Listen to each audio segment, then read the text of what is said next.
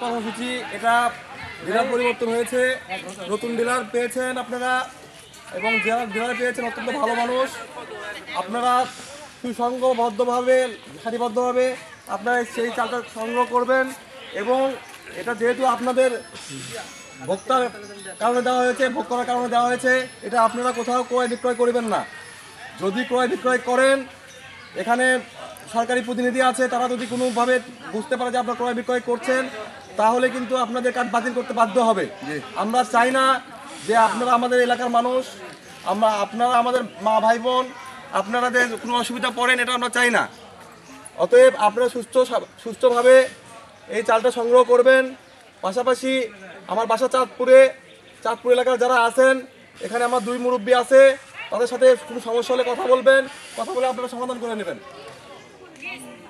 এবং আগামী 13 তারিখে আমাদের নুনগোলাতে একটা বিএনপির সমাবেশ আছে, সেই সমাবেশে আপনারা স্বতঃস্ফূর্তভাবে অংশগ্রহণ করবেন।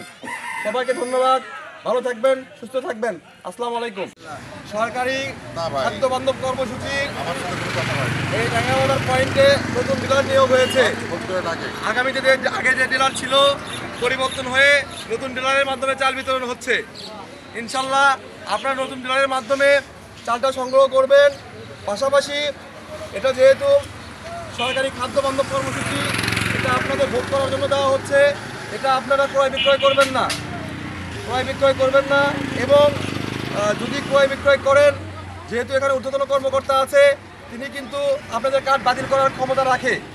আমরা চাই না যে আপনাদের কোনো অসুবিধা হোক এবং ডিলারও চাই না আপনাদের কোনো অসুবিধা হোক। অতএব ডিলার আপনাদের সহযোগিতা করবে।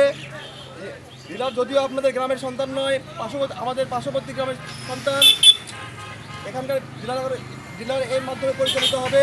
আপনারা একটু সহযোগিতা করবেন।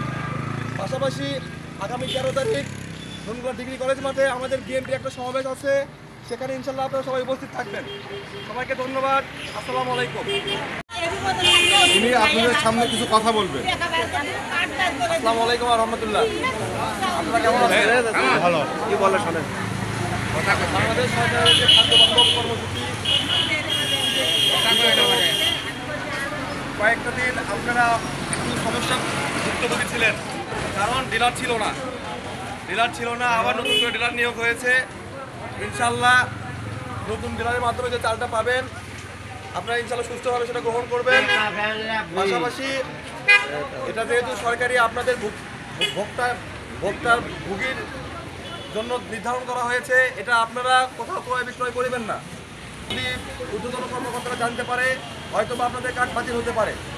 এই জন্য আমি আপনাদের কাছে অনুরোধ করবো, আপনারা সুস্থভাবে ডিলারের মাধ্যমে চালটা সংগ্রহ করবেন। আমি আপনাদেরই সন্তান,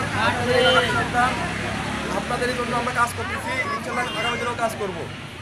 আগামী 13 তারিখ নুনগোলা কলেজ মাঠে নিশিন্দা ইউনিয়ন বিএনপির পক্ষ থেকে একটা সমাবেশ হবে। আপনারা ইনশাল্লাহ সেখানে উপস্থিত থাকবেন। সবাই